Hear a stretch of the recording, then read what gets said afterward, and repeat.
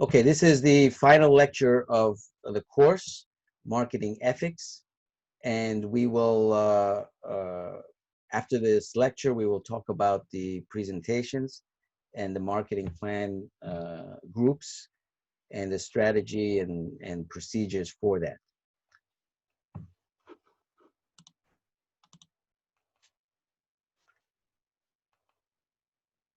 So we'll do a quick review of managing product life cycles. What is product life cycle management? What are the stages of product life cycles? What are the types of new product development? How do we organize product life cycles by the time dimension and the money dimension? And we do a quick case example of memory chips. So what is product life cycle management?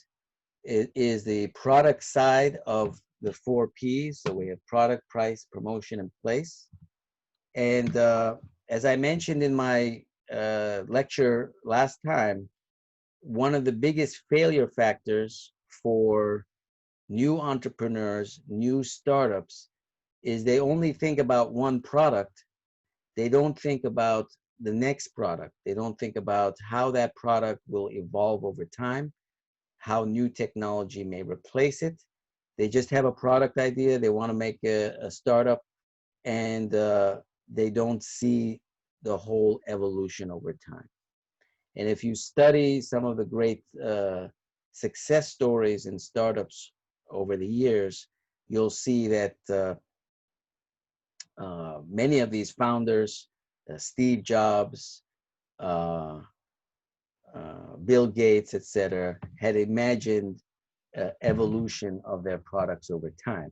It's hard to predict that, and in fact, that's what we do. We had a whole lecture about technology forecasting, but it's important to be aware of the issues involved and the possibility of that. If you just enter with a startup with just one product without any future, then that by definition that startup will not have any future, which means nobody's going to invest in it and it won't be successful. So we can also apply this to services, and product life cycle management is especially important for technology oriented businesses, and it's a key part of the marketing plan. So when you do your marketing plans, it depends on what the subject is, but many of them should have some form of product or service lifecycle management. What will be the next products, and how will be the pipeline for new products and services? So we have 4 basic stages of product life cycles. When a product is introduced and you have a monopoly on that market, in this case, sales and profits are increasing. You have a growth phase, which is maybe some other companies are coming in. You have a maturity phase, when in fact the industry sales and profits are plateauing or even starting to decrease, and a pure competition decline phase. We talked about the importance of innovation, and innovation allows you to get away from pure competition, to move away from the market equilibrium, and in a sense, come into this area again when your profits and sales are growing. But that has to happen, of course, with a new product, a new innovation, a new service. So this is one product life cycle, and then it's replaced by other products. There are different types of product development. So you can have incremental, next generation, as well as radical product development. And those are the 3 areas. Incremental, just improvements, such as new types of smartphones over time. And next generation would be a new software, a new sort of security system, not just an improved screen or improved memory. And then a breakthrough radical product, maybe a flip phone, or a totally different interface like virtual reality or something. So when you're doing the product development, you want to organize over the money dimension as well as the time dimension. In other words, different revenue is coming in different parts of the product development. So in the early phases, when you're actually developing the product and bringing it and entering into the market and promoting it, you'll have a lot of costs. So you'll have negative cash flow, as you can see here. And then as you approach the maturity phase, you'll have positive cash flow profits. And then in the decline phase, your profits may actually become losses. And then as a final example, memory chips are a perfect paradigm for these product life cycles, where the density of the memory chips in terms of transistors and the size of distances between transistors, in this case it's nanometers, progressively shifts to different generations. And you'll see a couple of interesting points here. This is the 500 nanometer dimension that was in the 1990s, and then you have the 45 nanometer dimension that is increasing and is now maturing. And you'll notice that the time between the products starts to get closer and closer. This might have been 4 years here. This is maybe 3 years. Now we have almost 1 year. Now they're highly overlapping. So the time between new products is decreasing. And that actually means that the market share of an individual product generation is also decreasing, because the other product is coming very quickly up there. So each product will be sold less. So these are great challenges in terms of product development and also the marketing and how you can optimize your penetration of the market. So now let's talk about marketing ethics. What is marketing ethics? Some key framework. What we'll talk about is the Hunt-Vitale relationship, the fundamental marketing relationship, and we'll ask, is marketing evil, and some specific issues. So what is marketing ethics? It deals with the moral principles behind the operation and regulation of marketing. So first of all, let me ask a question.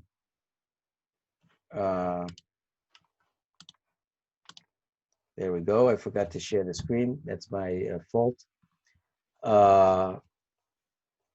So what is marketing ethics? It deals with the moral principles behind the operation and regulation of marketing. So let me ask a question to the class. Do you think marketing is good or bad? Anyone want to answer that question? Is marketing good or bad? I guess it depends to what purpose you try to use it. Right, it depends on the intention. Give me an example in your mind of somebody else who thinks marketing is good or bad.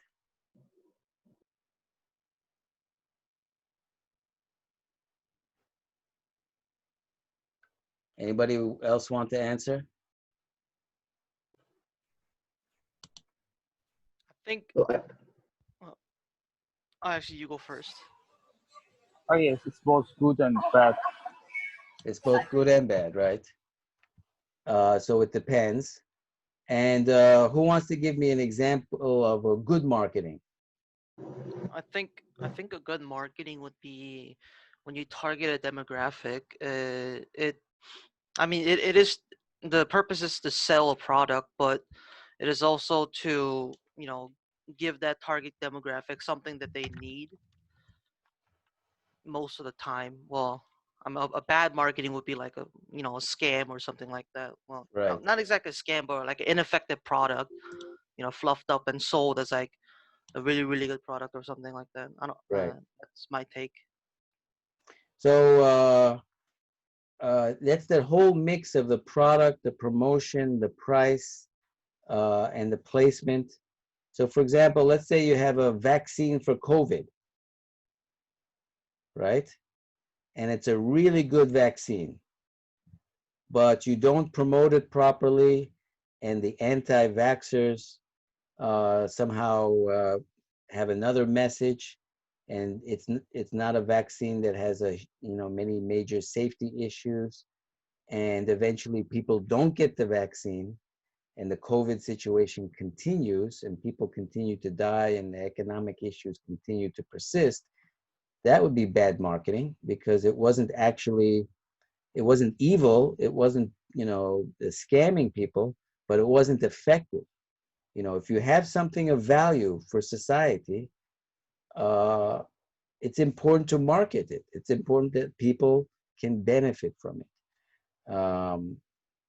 And so that would be an example of bad marketing, maybe not unethical marketing. Another example of bad marketing, as Won Kim mentioned, would be a scam, would be a bad product. What if you had a very bad vaccine and it had a lot of safety issues, it wasn't properly manufactured, and so forth, and you was hiding that from people? That would be bad marketing. What if you had a vaccine and the price was too high? The pricing is a problem because you wanted to take advantage of the situation. That could also be considered bad marketing. Good marketing would be, you have a good product, you send out the good message, and people are able to benefit, and society is able to benefit from that. So marketing ethics is very critical. And often in language, people talk about marketing as, oh, it's just marketing, and there's a sort of a bad connotation. But that's because people have not appreciated the marketing ethics in some marketing departments or marketing executives and so forth. So this is a very important class, that at least you are exposed to some of these issues and understand, as was first pointed out, that whether marketing is good or bad depends on the intention. So that ultimately, that's a human thing. It's not a scientific thing, but what you intend to do. But so this is very tricky, how we define good marketing, how we define bad marketing, and it relates a lot to personal values and human factors and so forth. But the purpose of this lecture will be to give some sort of framework for asking those questions. So what are some frameworks? One is value-oriented. Values would be sort of fairness, honesty, trust, truth. These are value-oriented framework. So that's one way to structure your marketing ethics. Another one is stakeholder-oriented, which means we want to help people, we want to help the customers, we want to help certain target groups, we want to help society, we want to help the government, we want to help poor people, we want to help our employees. These are the stakeholder-oriented frameworks. Obviously, they're not in conflict with value-oriented. It's just a different way of framing the question. If you do marketing and you only want to benefit just, the venture capital firm, and you want to make a really quick profit and do the IPO and bring a lot of money for the investors, that's a stakeholder, that's an important stakeholder, but you could potentially make bad marketing decisions whereby perhaps customers or other stakeholders are not benefited as much. So stakeholder orientation is also a very important framework. Maybe not as obvious as value-oriented, but still important nonetheless. And the third framework is process-oriented. In other words, let's have a process of marketing. We should have quality product development. And so you do total quality management, you do Six Sigma, you do various processes that ensure quality in the product. And then you might have a process involved in pricing to make sure that the price is fair, is related to your profits, is not predatory, and doesn't involve those issues. Placement in the 4 Ps is also important. It may seem obvious, but this is an extreme example. You know, selling cigarettes or alcohol or pornography to children. That's not the proper placement, and so you might. That's an obvious case, but you may have certain processes that manage that target customer population, so it's appropriate to the situation. And the same, of course, for promotion. Certain process in your promotion. Let's make sure that the message that we send out is correct, the message that we send out is true, that it's not false advertising and so forth. And of course, the process orientation following laws or legal requirements, etc. So these are three major frameworks. They're not opposing each other. And whenever you establish your marketing, you may take elements of each of them: value orientation, stakeholder orientation, or process orientation. So you might actually do a mix. So in terms of value-oriented marketing, the American Marketing Association has a code of ethics, just like doctors and lawyers have code of ethics. So marketing is a profession in that regard. So as marketers, we must be do no harm. This means consciously avoiding harmful actions or omissions, high ethical standards, adhering to laws and regulations and choices we make. The second one is to foster trust in the marketing system, avoiding deception in product design, pricing, communication, delivery, and distribution. Notice that they are following these 4 P's of product, pricing, promotion, and placement.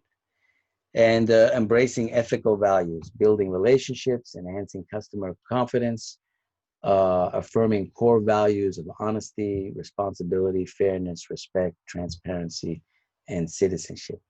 So this code of ethics can be considered to be a value-oriented approach to marketing. So some ethical values, as I mentioned, are honesty, responsibility, fairness, respect, transparency, citizenship, as summarized in this AMA code of ethics. Now, a very important theory of marketing ethics, as you can imagine, is based on moral philosophy or ethical philosophy in general. And this is the Hunt-Vittel theory, which was proposed in 2006, a general theory of marketing ethics. And I've included this paper in your readings, so I encourage you to take a look at it. And we're going to summarize that paper in this discussion. So I know this sounds a little bit abstract, and marketing is a very practical field, but there's been a lot of thinking for thousands of years by philosophers, by leaders and thinkers and so forth, writers, about moral philosophy and ethics. So what this Hunt-Vittel theory of marketing ethics aims to do is to ground marketing ethics in these, some of them ancient, but my point is extensively thought about frameworks of marketing. So the way this works is, it's a little bit complicated, but we have two types of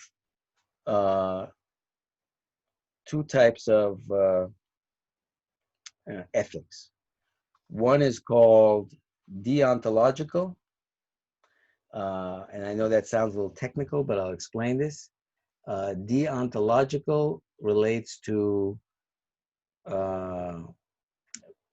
fundamental values, fundamental rights. And the second type of ethics relates to consequences. The technical term is teleological. So if you look at the history of moral philosophy, ethical philosophy, you'll realize there are many different philosophies, and of course some of them overlap with religion and so forth.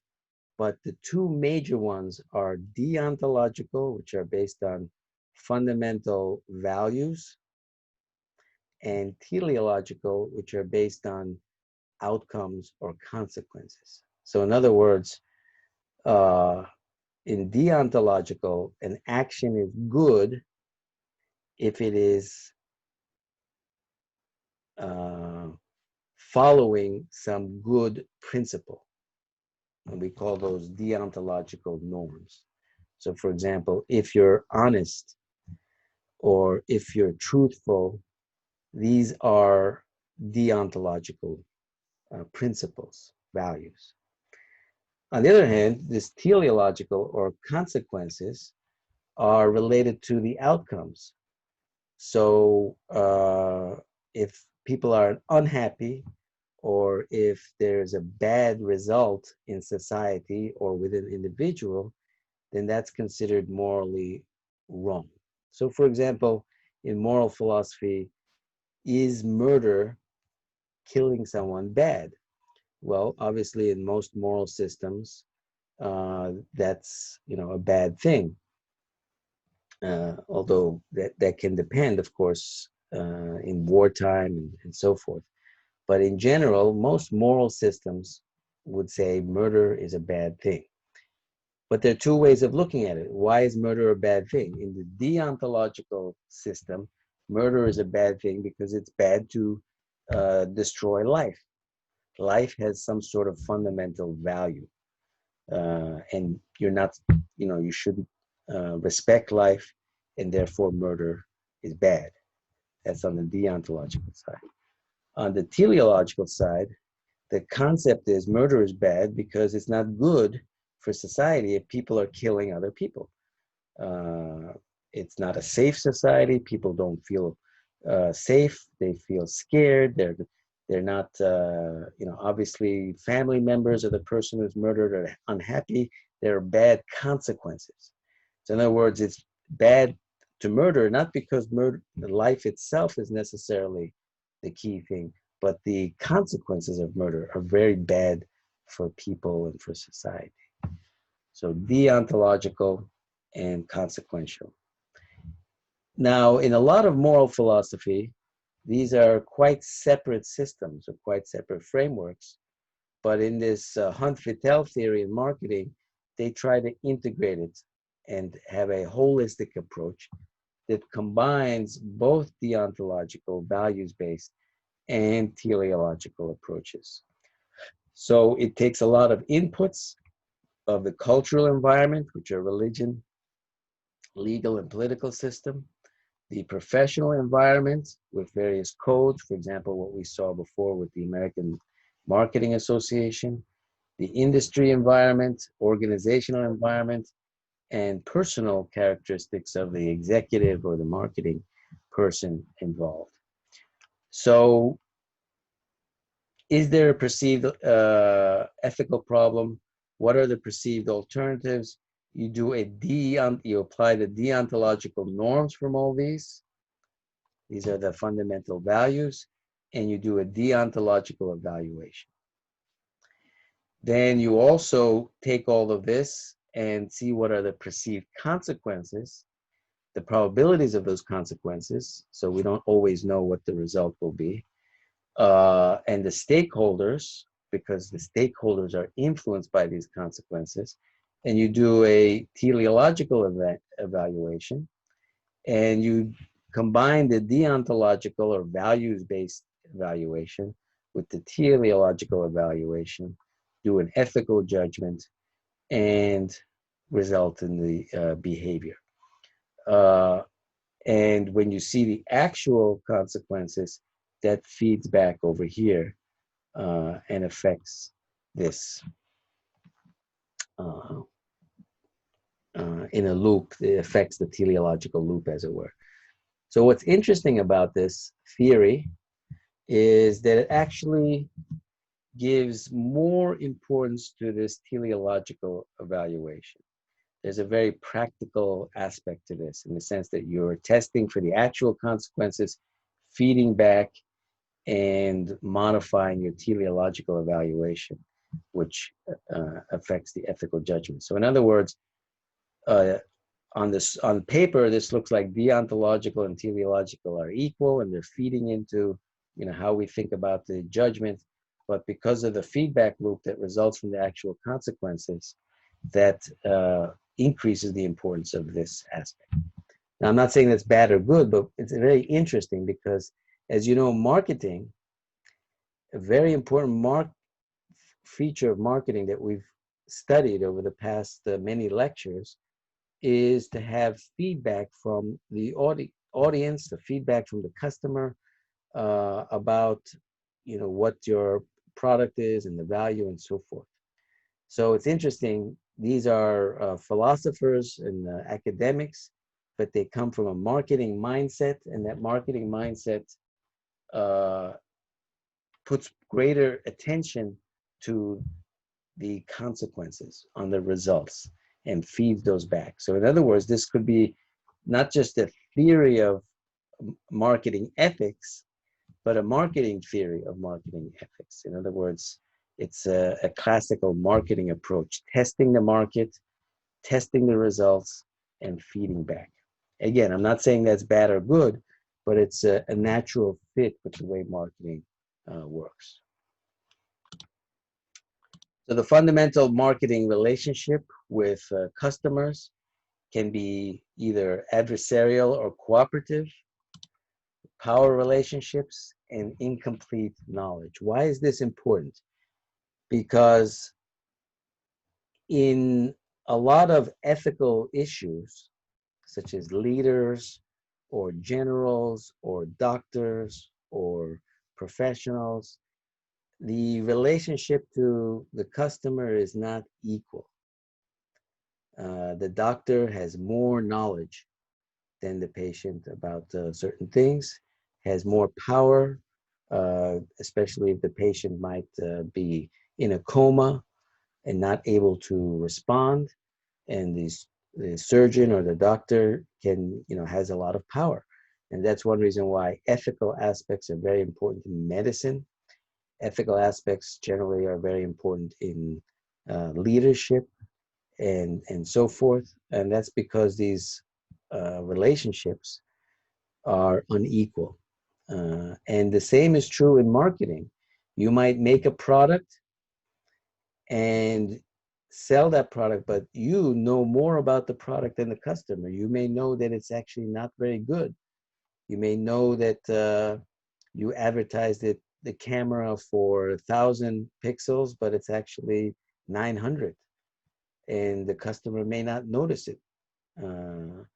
But you know that, and so that is an incomplete knowledge, also a power relationship, and they can be cooperative or adversarial.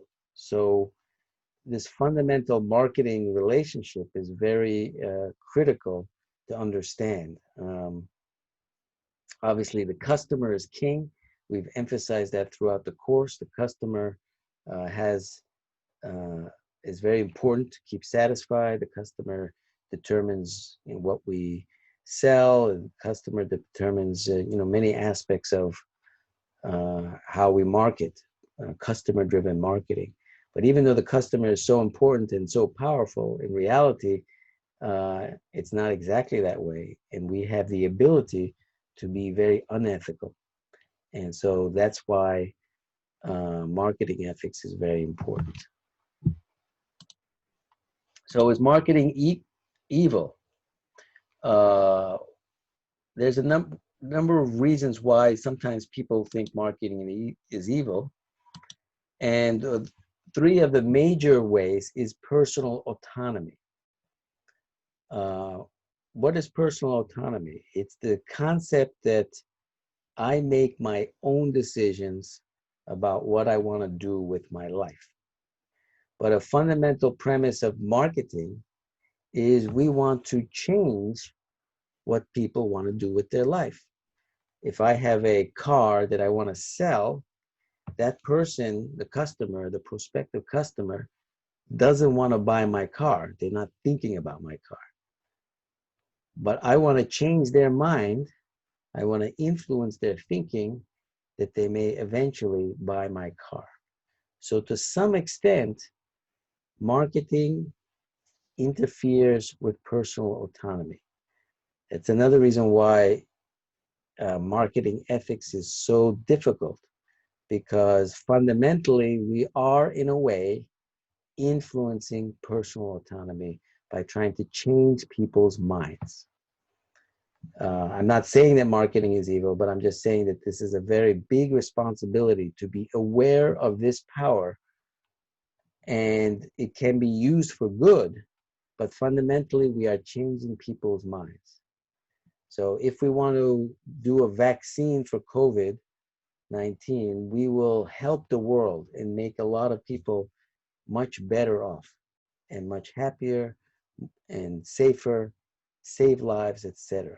So we have to change people's minds. But ultimately, we are changing their minds, and they're not completely, independent thinking. And so we have to do it in very careful ways. Another aspect of why people think marketing is evil is this concept of excessive competition. So I have a car I want to sell, but another person has a car that they want to sell. And I have to show that my car is better. And in a way, I have to defeat the other car maker. And I have to defeat them through successful marketing. Again, that's not necessarily bad, because what if my car, and hopefully my car is better, I will help people more, I will provide more value, I will create wealth for people and the happiness and all this, because my car is better than the other car. So actually I have an obligation to do better marketing because I have a better product and so forth, a better value. So I'm not saying again that that's bad. The competition is also can be good, obviously, but in a way, the concept that I'm using marketing to defeat another producer, that creates a little bit of a, how should I say, suggestion that marketing is evil. And the third thing that sometimes people think about when they think marketing is evil is the concept of manipulating social values. We've talked about materialism in society, people getting luxury goods, people getting focusing on things that may not be so good.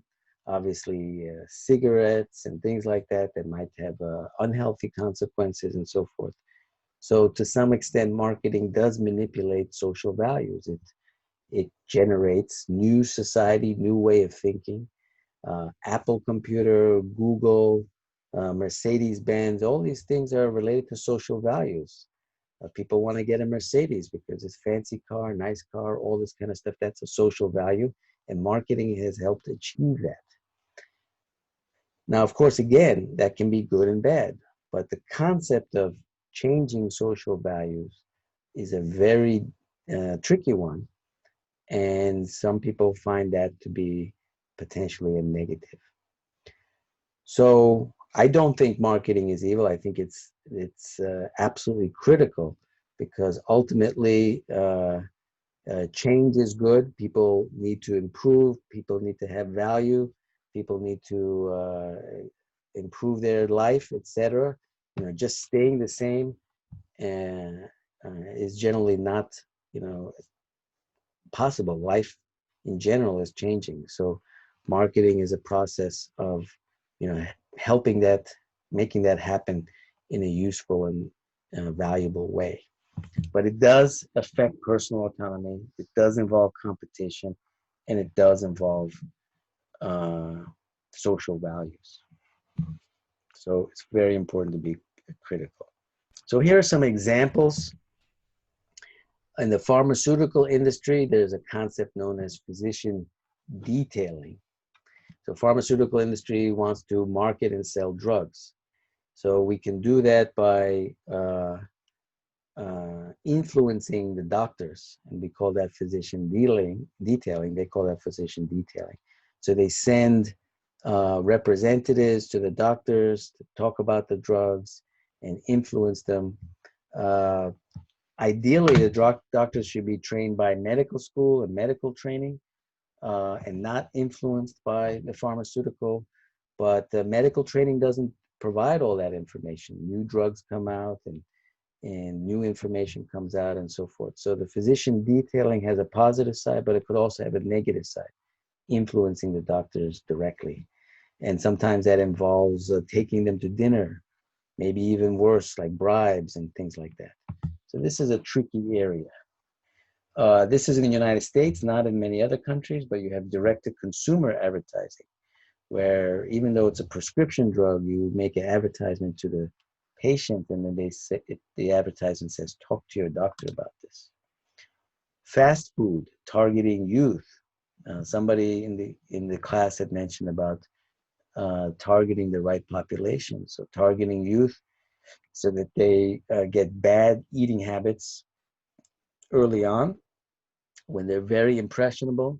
What's cool? They don't necessarily have the knowledge or maturity to make those decisions. They also think they will live forever. You know, if you're 50, 60 years old and you had some health issues, you might be thinking about maybe not always eating fast food. But young people think they will live forever. They're not thinking about their death. They're not thinking about illness. So that's a very good target for them for fast food, but it may not be an ethical target. Cosmetics for children, that's an issue. And journalistic content, where articles and news start to get mixed with advertisement and content, so people don't believe the content anymore. Another very important aspect is social media addiction. What is the ethical line in marketing between hooking a customer because you want to get a customer, but then getting them hooked so that they can never escape? So you have Instagram, Facebook, and so forth. So this is a very big issue. Marketing has gotten so effective. All the things we talked about, promotion and placement and customer targeting and messaging and the psychological aspect, all of this has become very well developed. And more advanced courses on marketing will teach you techniques of really getting customers. Very powerful. But what's the line between getting the customer and then basically making them addicted? It's every marketer's dream to have customers addicted to their product. That's great. That's a huge success. I want to get a Mercedes-Benz every year. Well, people don't have money for that, but some do perhaps. But, what if they get the Mercedes and they don't feed their families and they don't, go to the doctor and they don't do anything else? Then that's a problem, obviously. So where is that line between capturing the customer and making them addicted? So some specific issues in marketing ethics are privacy and stereotyping in market research. We talked about customer segmentation. Do we want to do 50-year-old women of a certain race, for example? Well, that might be helpful from a marketing standpoint, but then that gets into all sorts of issues of stereotyping and maybe even racism. If we provide a good product to those people because we think that's a good customer segment, but we don't provide the good product to other people, that's could be a big problem. That is a big problem. So market research is very powerful. We've talked about some of the techniques, but it enters into some of these social phenomena that we see now in the news, obviously, with all the protests. Selective marketing, targeting the vulnerable. What if you have an idea or product for older people to help them with dementia? And you market to those older people, but they have some dementia, so they're not always clearly making decisions. So you could take advantage of that. So even though you might be doing something good, supplying something to elderly people who might be mentally less strong, but that itself, targeting them, could be a problem. So the marketing audience is an issue. Pricing ethics, such as price fixing, price wars, price collusion, advertising, promotion, false advertising, negative advertising, fake reviews, These are all marketing ethics issues. And unethical marketing strategies, anti-competitive practices, bait and switch. You say, I'm going to, they do this actually quite a bit in Korea. They have a coupon, but then you read in detail, the coupon doesn't really work. We call that bait and switch. Planned obsolescence, that's a big problem with American products sometimes. And one reason why the American car industry had such big issues relative to the Japanese in the 1970s and 80s, the American car makers said, well, we'll make the car break down in 5 years. So you have to get a new one. Well, people didn't like that. It wasn't obviously very ethical. So they started to go to Japanese cars, which were more reliable over the long term. Pyramid schemes, vendor lock-in, subliminal advertising, and spyware, adware, which is also controversial. Neuromarketing, which are ways, scientific ways to get into people's minds and influence their thinking, which ultimately marketing promotion aims to do, but it can be very aggressive and addictive, and that can be a big issue.